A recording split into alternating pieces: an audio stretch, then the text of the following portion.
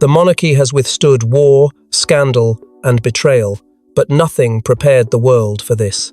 A leaked handwritten note, penned by King Charles himself, has triggered a royal earthquake. With just a few strokes of ink, the king's trust, rage, and deepest fears have been exposed. What did he write? Why was it hidden? And most chilling of all, was Camilla ever truly loyal? Before we go deeper into what this really means for the royal family, make sure to subscribe so you don't miss a single update. It began not with a formal announcement, not with a carefully worded palace statement, but with a photograph that no one was supposed to see. A grainy image, passed from phone to phone, then whispered through newsrooms before exploding across headlines. The paper was unmistakable, the handwriting even more so.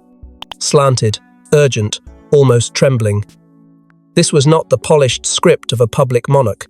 This was the raw, private hand of a man writing in distress. Within hours, the world was no longer speculating about royal tensions. It was staring directly at them. What made the note so devastating was not only that it existed, but what it suggested. Sources who claimed to have seen the full text described a tone that was nothing like the king the public knows. It spoke of disappointment, of shock, of a wound that had not healed. And then there was the word that changed everything: betrayal. Not implied, not hinted, written, underlined, allegedly placed beside Camilla's name in a way that left no room for misunderstanding. For a monarch whose life has been shaped by loyalty, duty, and public restraint, the choice of that word felt like a confession of collapse. Inside the palace, panic did not creep in. It detonated. Advisors scrambled. Senior aides were summoned without explanation. Entire schedules were rewritten in a matter of minutes. Phones rang and rang without being answered. Some staff were quietly sent home. Others were instructed not to speak to anyone, not even family. An internal message reportedly circulated ordering an immediate lockdown on correspondence and personal notes, as if the palace itself had suddenly realized it no longer knew what was safe. Yet no matter how fast the walls went up, the damage had already escaped. Because the leak was not random, it did not come from a careless journalist or an external breach. Every early trace pointed inward, to someone with access, someone who knew where the king's private writings were kept, someone who understood exactly what this note would do once it reached the outside world. An unnamed insider, according to multiple whispers, who had not only seen the king's most private thoughts but chose the moment they would be revealed. Buckingham Palace refused to comment. Not a denial, not a clarification, not even the usual vague reassurance. Just silence. And in royal terms, silence is never empty. It is loud. It is deliberate. It is the space where truth and fear overlap. The absence of a response only deepened the sense that this was not just an embarrassing moment, but a rupture, something that could not be smoothed over with protocol or ceremony. Because if the king had truly written those words, if he had truly reduced years of partnership to a single accusation, then this was no ordinary scandal. This was a fracture at the heart of the crown, a private reckoning forced into public view, a monarch no longer speaking as a symbol, but as a wounded man. And once that door had opened, there was no closing it again. Every past tension, every dismissed rumor, every uneasy photograph suddenly felt like evidence leading to one unbearable conclusion, that behind the formal smiles, something had already broken. But the ink on the letter was just the beginning. What lay buried beneath it would tear at the very foundations of royal unity. Even before the letter surfaced, rumors of discord swirled through the halls of Windsor. Servants spoke in hushed tones, aides avoided eye contact, and senior royals began distancing themselves from Camilla. What were they hiding? And who knew the truth long before the world did? Inside the palace walls, tension had been building like an unspoken storm. Those closest to King Charles began noticing subtle shifts, Camilla arriving late to events they once attended together, briefings cancelled without explanation, statements released with glaring omissions. It was as though a private war was being fought behind royal smiles.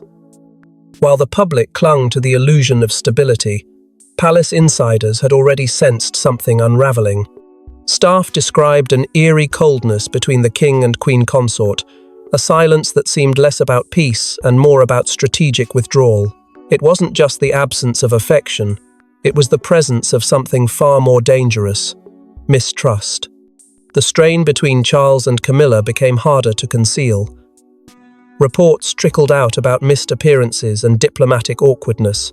At a key international summit, Charles stood alone, while Camilla's absence was excused as a personal matter. At another event, their cars departed separately. These weren't just coincidences, they were coded messages. A royal pattern of distance, and then detachment. Behind the curtain, voices of concern grew louder. Princess Anne, never one to mince words, allegedly confronted her brother in private, warning him about the escalating situation. Prince Edward, more reserved but equally observant, is said to have echoed Anne's concern, urging the king to re-evaluate the dynamics within his own household before things spiraled beyond control. But Charles, bound by years of loyalty and guilt, hesitated. That hesitation may have been his greatest miscalculation. Camilla's inner circle, once considered discreet and dependable, had started to act like gatekeepers. Information was filtered, access restricted, and key correspondence delayed. Palace aides began to suspect that not everything reaching the king was as it seemed. Some feared Camilla's advisors were shielding her from accountability. Others whispered that they were shielding the king from truths too damning to confront. As the fog thickened, the king found himself more isolated than ever, unsure whom to trust. The woman beside him, once his confidant in rebellion, now stood accused, if only silently, of reshaping the monarchy for motives unknown. It all seemed to come to a head in what insiders call the last chance meeting, a private discussion between Charles and Camilla that reportedly ended in cold silence. No one knows exactly what was said, but those nearby described a tension so thick it left the walls vibrating. Aides were told to cancel future joint engagements indefinitely. From that point forward, the illusion cracked. It wasn't a matter of if the truth would emerge, but when and how devastating it would be when it did. Because behind every royal smile, there had been warning signs, and those closest to the throne had seen them for months. But what could drive a monarch to pen such damning words? The answer, it turns out, may lie in a betrayal buried years deep. Long before crowns and titles, there were whispered promises. But some agreements are meant to be broken. As Charles rose to power, so did expectations, and Camilla had her own vision. A secret pact made behind closed doors, now shattered, may have sealed her fate. It began in the quiet spaces between duty and desire, in the moments the public never saw.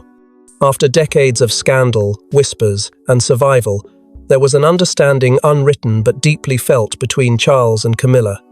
She would stand by him, not ahead of him. She would offer support, not steer the course. And above all, she would never become the face of controversy again. This pact, according to insiders, was the foundation upon which their royal future was built. It was not just about love, it was about control, about optics, about making sure that the painful shadows of the past never returned to haunt the monarchy's highest seat. But something changed. Or perhaps it was always waiting to. When the crown was finally placed upon Charles's head, what followed was not calm, it was acceleration. Camilla's presence grew more prominent. Her influence over key appointments became more obvious. She began to appear not as the consort in the background, but as a figure some described as quietly commanding. Initiatives once shared were suddenly steered toward her interests. Events once centered on the monarch subtly shifted their spotlight. At first, it was dismissed as natural adaptation, but then came the murmurs, then the protests, and from within the palace itself, sources close to Catherine privately raised alarm bells. The Princess of Wales, long regarded for her careful diplomacy, had grown uneasy. Her concerns weren't rooted in jealousy or rivalry, but something more profound: integrity. Catherine reportedly warned that Camilla's role was evolving into something it was never meant to be, and that the tone and tenor of the monarchy were beginning to drift. She wasn't alone. Several senior figures echoed her sentiment behind closed doors. They didn't oppose Camilla, they opposed what she was becoming, and how quickly the original agreement seemed to dissolve.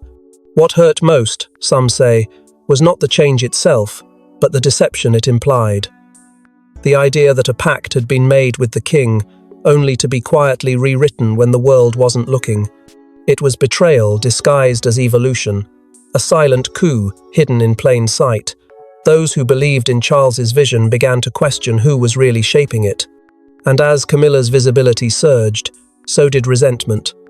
A monarch's trust, once anchored in shared sacrifice, now appeared threatened by ambition wearing the crown's reflection.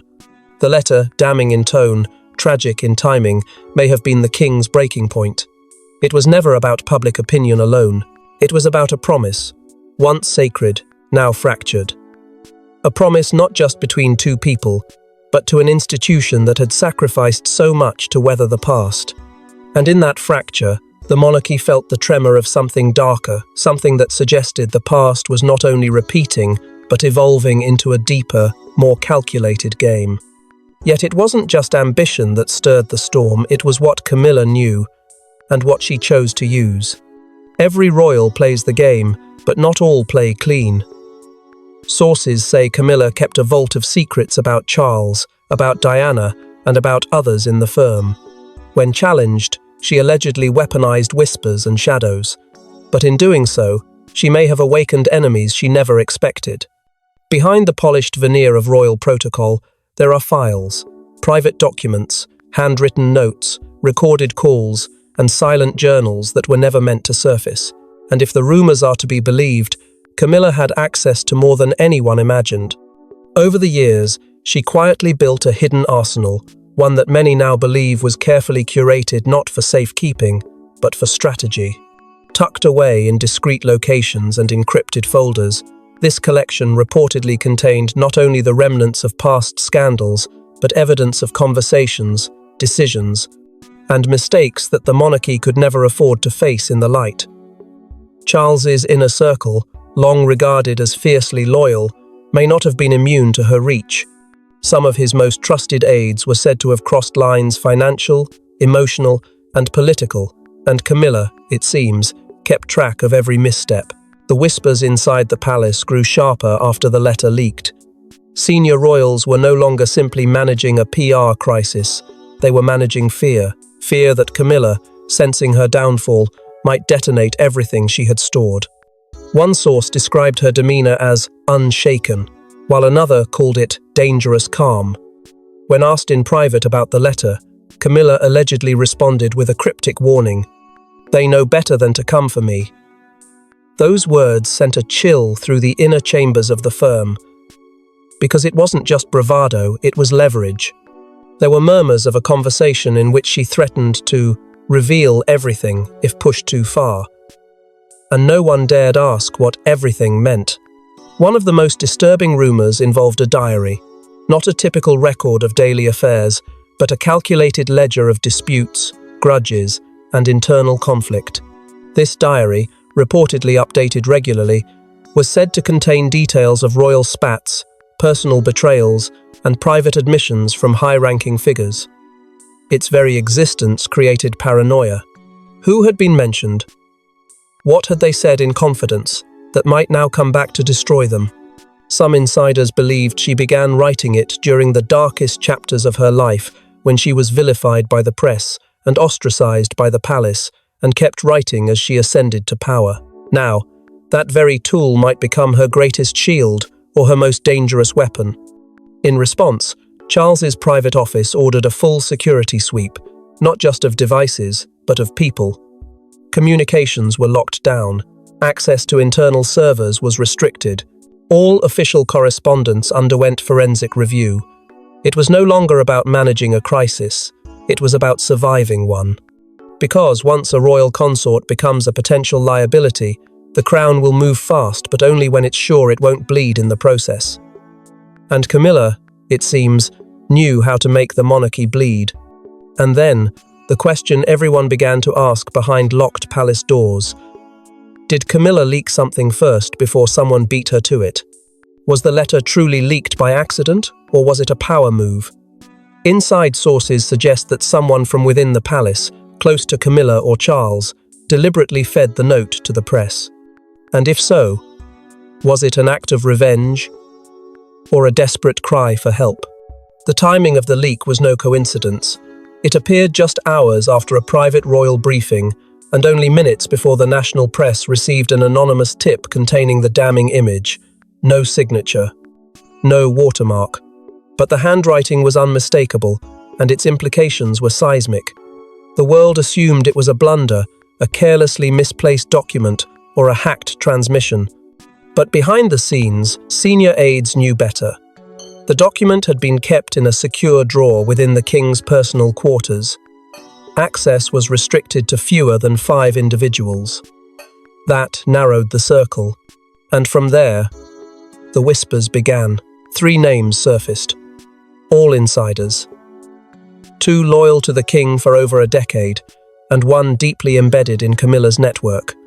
One of Charles's aides had grown increasingly uncomfortable with the growing influence of Camilla's team. Another had previously clashed with her inner circle over budget allocations and event control. And the third, Camilla's long-trusted associate, had recently been sidelined after a public misstep, demoted quietly, but never truly removed.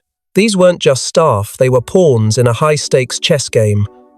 And someone had just made their move. An internal investigation was ordered almost immediately, but it didn't go far. Just days after it was launched, the probe was halted, citing concerns over reputational risk. But insiders claim it was more than that.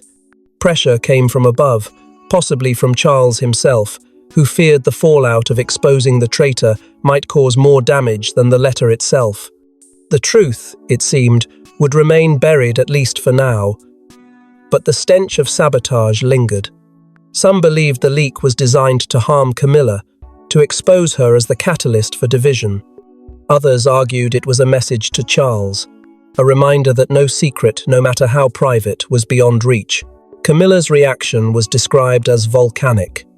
In a private setting, she reportedly screamed at her closest advisors, demanding to know who had let this happen.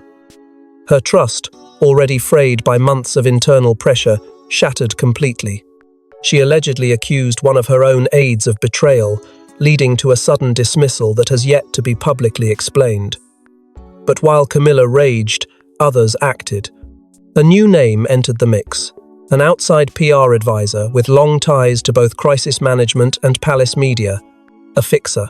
Some suspect this figure played a silent role, either facilitating the leak to force change or containing it to control the damage.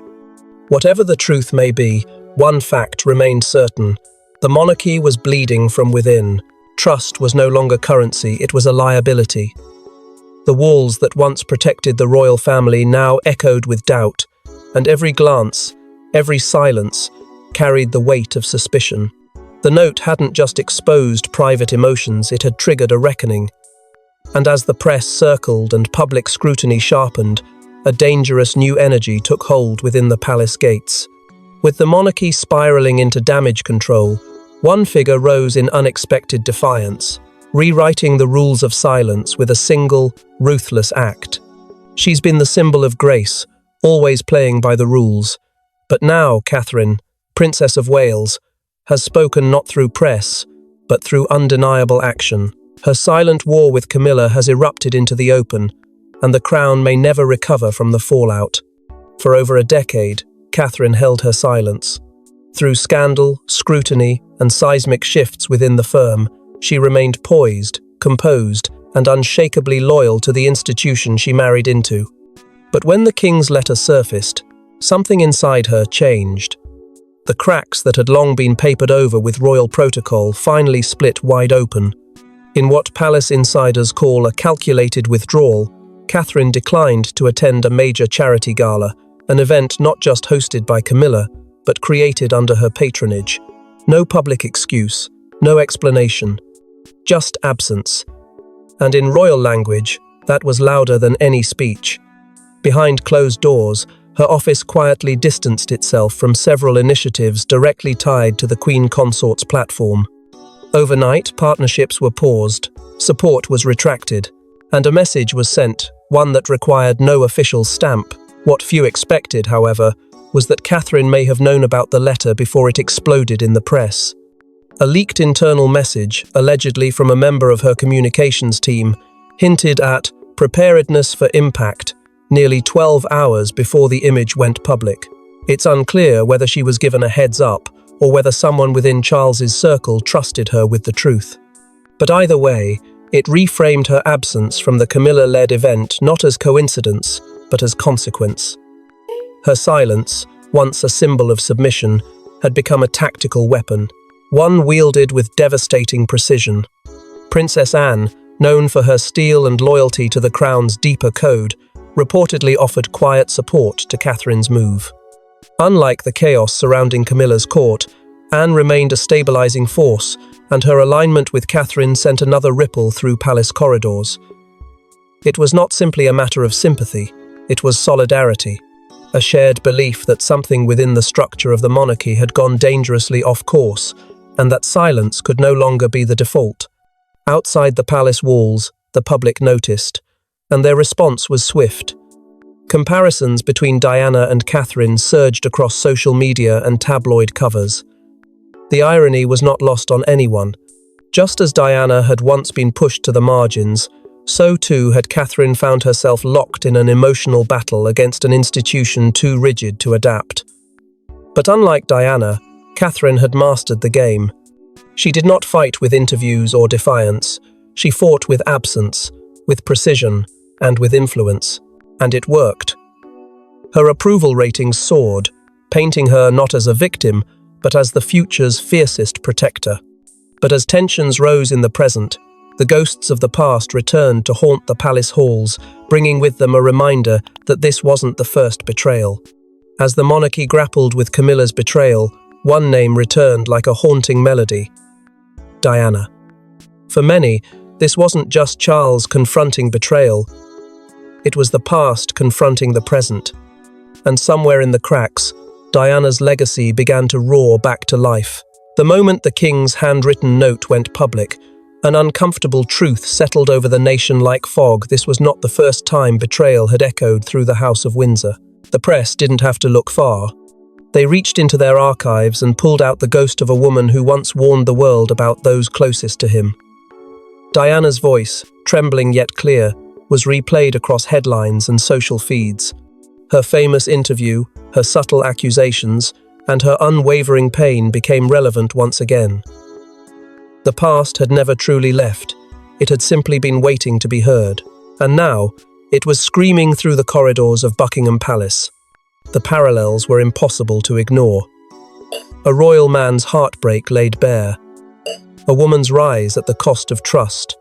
The institution scrambling to contain the damage. But this time, the lines were even messier. Because it wasn't just about what Camilla had done, it was about what Diana had endured. For the public, the narrative quickly twisted into justice delayed, not denied. Camilla, once seen by some as a symbol of reconciliation, was now recast as the architect of division. Her public image, already under pressure, fractured again under the weight of Diana's memory. And as sympathy poured in for Catherine, comparisons to the late Princess of Wales became unavoidable. Within the family itself, the response was fractured. Prince William, ever protective of his mother's name, reportedly grew cold and distant. His statements, though controlled, were laced with subtle resistance. His absence at recent Camilla-associated appearances spoke volumes. Meanwhile, Prince Harry, already estranged from the crown, remained silent, but sources suggest that the letter's leak triggered old wounds. His memoir had already unearthed painful truths. Now, with the monarchy exposed once more, there was speculation that Harry might step forward with his own account of what Diana endured behind palace doors. The royal brothers, divided by distance, now stood under the same shadow, the one left by their mother. Behind the scenes, Diana's former aides began speaking anonymously to the press, not in scandalous exposés, but in chilling confirmations. They alluded to conversations Diana had near the end about fears, warnings, and her belief that the system was far more ruthless than the public knew. Some even hinted that she foresaw this exact reckoning, that her legacy would one day rise to challenge the woman who replaced her. Whether myth or memory, It fueled the fire. And the monarchy, already battered, found itself confronting a ghost it had never been able to silence. But while ghosts stirred the emotions of the nation, the monarchy faced a very real reckoning, and it came from behind the same gates that once protected them. For the first time in over a decade, a full emergency royal summit was called without Camilla. Behind closed doors, decisions were made that would shape the next decade of the monarchy. And at the center of it all, the king's note, a woman's silence, and a crown on the edge of collapse. The call came in the early hours of a Tuesday, quietly, without fanfare. But those who received it knew what it meant. An emergency royal summit is not a regular occurrence. It is reserved for crises that threaten the very continuity of the monarchy. And this time, the crisis had a name: Camilla. King Charles summoned his most trusted bloodline, Princess Anne, Prince Edward, and Prince William. No advisors, no aides, no Camilla. The exclusion was deliberate, symbolic, and, to some, long overdue.